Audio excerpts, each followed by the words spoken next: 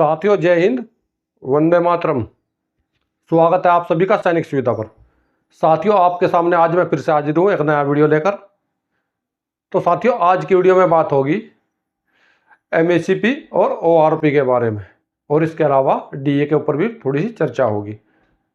तो साथियों, इससे पहले मैं वीडियो में आगे बढ़ूँ, अगर आप सैनिक सुविधा चैनल से पहली बार जुड़े हैं, इसका हिस्सा नहीं है, इसका हिस्सा बनना चाहते हैं, तो सैनिक सुविधा चैनल को सब्सक्राइब कर लें और उसका बेल आइकन ऑन कर ले, ताकि आने वाले वीडियो की जानकारी आप सभी को मिल सके।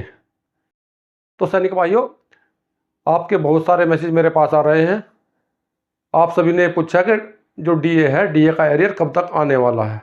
तो दोस्तों, आपका जो डीए का एरियर है इस महीने की पेंशन से पहले पहले मिल जाएगा।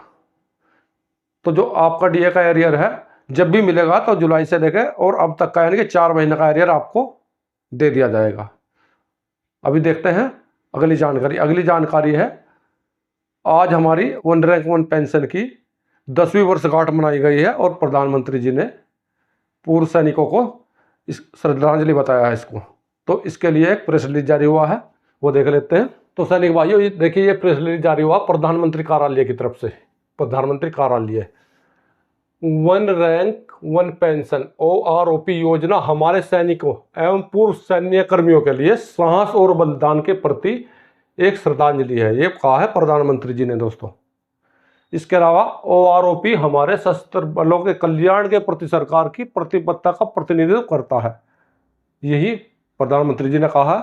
और ये 7 नवंबर 2024 यानी कि 9:39 पर पीआईबी दिल्ली की तरफ से जारी हुआ है। तो एक बार मैं इसको पूरा पढ़कर आपको दिखा देता हूँ। प्रधानमंत्री नरेंद्र मोदी जी ने आज one rank one pension OROP योजना के 10 वर्ष पूरे होने पर कहा कि हमारे उन सैनिकों व पूर्व सैन्य कर्मियों के साहस और बलिदान के प्रति एक श्रद्धांजलि है जो हमारे राष्ट्र की रक्षा के लिए अपना जीवन समर्पित करते हैं। और उन्होंने कहा, ओआरओपी को लागू करने का निर्णय लंबे समय से चली आ रही इस मांग को पूरा करने और हमारे नायकों के प्रति देश को मजबूत करने और हमारी सेवा करने वालों के कल्याण को बढ़ाने के लिए हर संभव प्रयास करेगी। मोदी जी ने सोशल मीडिया प्लेटफॉर्म पर एक्स पर थ्रेड पोस्ट में लिखा है, यानी कि उन्होंने जो एक्स है, यानी कि जो पहले ट्विटर था, उस पर ये एक पोस्ट करके लिखी है सारी बातें।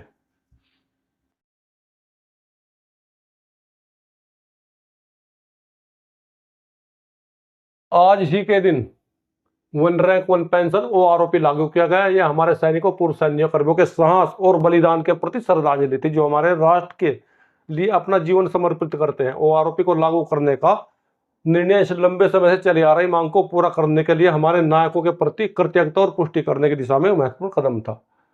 आप सभी को जानकर खुशी होगी कि पिछले दशक में लाखों पेंशनभोगी परिवार को ऐतिहासिक पहल का लाभ मिलते हुए हैं। संख्या पूरे ओआरओपी हमारे सशस्त्र कल्याण के प्रति सरकार की प्रतिबद्धता का प्रतिनिधित्व करता है। हम हमेशा सशस्त्र बलों को मजबूत करने और हमारी सेवा करने वालों को कल्याण को आगे बढ़ाने के लिए हर संभव प्रयास करेंगे।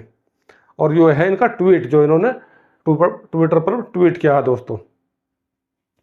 तो देखिए दोस्तों, वैसे तो इन्होंने श्रद्धांजलि बताया है इसको, वन रैंक वन पेंशन को, लेकिन दोस्तों इसकी खामियों के बारे में कोई जिक्र नहीं किया है। इसमें कितनी बड़ी खामियां हैं।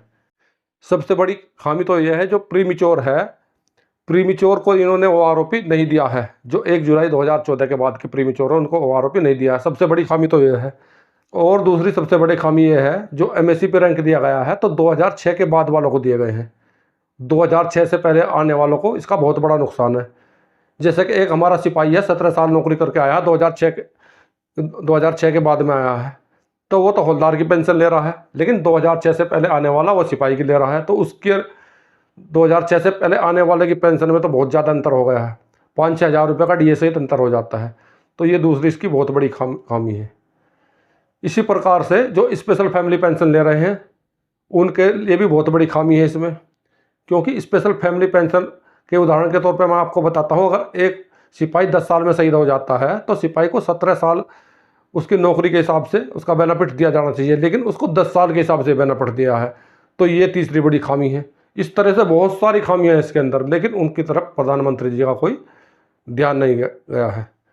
तो दोस्तों, मैं अपने चैनल के माध्यम से प्रधानमंत्री जी से कहना चाहता हूँ, ओआरओपी की इन सभी खामियों पर भी ध्यान दें, क्योंकि हमारे जो प्रीमेच्योर रिटायरमेंट है या स्पेशल फैमिली पेंशनर हैं, वो सब भी हमारे पूर्व सैनिक ही हैं। जब आपने इसको श्रद्धांजलि बताया है पूर्व सैनिकों के लिए, तो श्रद्धांजलि को पूरी करें। अभी देखते हैं अगली खबर दोस्तों अगली खबर है एमएसपी से संबंधित।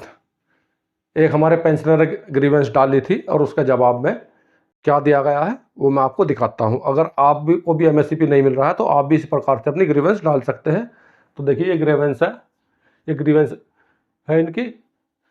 और ये रक्षा सुरक्षा कोर अभिलेख डिफेंस सिक्योरिटी कोर रिकॉर्ड, इनका पिन नंबर है केयर ऑफ 56 15 अक्टूबर 2024 को ये डाली हुई है। यानी कि डीएससी रिकॉर्ड की तरफ से ये जवाब आया है। और डालने वाले हैं एक्स लेस नायक वीरेंद्र कुमार, डिस्ट्रिक्ट गुरदासपुर, स्टेट है इनका पंजाब। ये इनकी ईमेल आईडी है और ये इनका पिन है। Modify assured career progression scheme यानी कि MACP, refer your CPG gram being registration number DOP जो भी नंबर है 100 एंड 100, डेट 24 सितंबर 2024। यानी कि इन्होंने जो सीपीजी ग्राम पर एक कंप्लेंट डाली थी उसके संबंध में उसका जवाब इनको दिया गया है। It is intimated date MSCP second Naik grade vide effect 1 January 2016 has already been granted. तो इन्होंने ये बताया है कि आपको जानकारी दी जाती है जो आपको नया ग्रेड की एमएससीपी है, एमएससीपी 2 1 जनवरी 2016 से पहले से ही आपको ये दे दी गई है। इसका publish vide is this office part second order number, date 20 August 2024 and intimation letter already been forward to you vide other letter number. ये इनका लेटर नंबर है 28 August 2024। This letter is authentic document for you requirement is also intimated date your OPT fix part second order are under process. तो इसमें यही बताया है आप लोगों के पार्ट ऑर्डर पब्लिश कर दिए गए हैं। ये पार्ट ऑर्डर नंबर है इसका जो 20 अगस्त 2024 को पब्लिश कर दिया गया है। और जो आपका ओपीटी फिक्स जो पार्ट ऑर्डर नंबर है वो अंडर प्रोसेस है। तो दोस्तों इनको एमएससीपी 2 का एमएससीपी नायक का पूरा फायदा दे दिया गया है।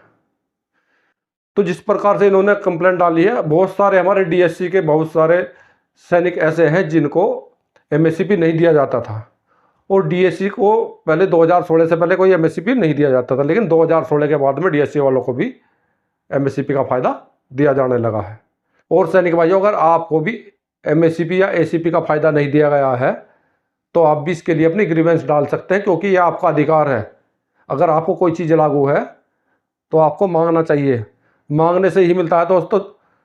अगर आप नहीं मांगेंगे तो आपको कुछ भी नहीं दिया जाएगा। तो इसके लिए आप लोगों को जागरूक होना होगा और अपनी कंप्लेंट आगे सीपीजी ग्राम पर डालनी होगी। तो सैनिक भाइयों आज के वीडियो में बस इतना ही। मेरे द्वारा इसी प्रकार की अन्य महत्वपूर्ण जानकारी आपको समय समय पर दी जाती है। समय समय पर आप लोगों के लिए महत्वपूर्ण वीडियो बनाए जाते हैं। अगर आप लोगों की भी पेंशन से संबंधित या एमएससीपी से संबंधित या एसीपी से संबंधित कोई समस्या है तो आप मुझे कमेंट कर सकते हैं। मेरे द्वारा दी गई जानकारी बिल्कुल निःशुल्क रहेगी। तो सैनिक भाइयों मिलता हूँ अगली वीडियो में इसी प्रकार की अन्य महत्वपूर्ण जानकारी के साथ। वीडियो देखने के लिए धन्यवाद दोस्तों। जय हिंद, वंदे मातरम।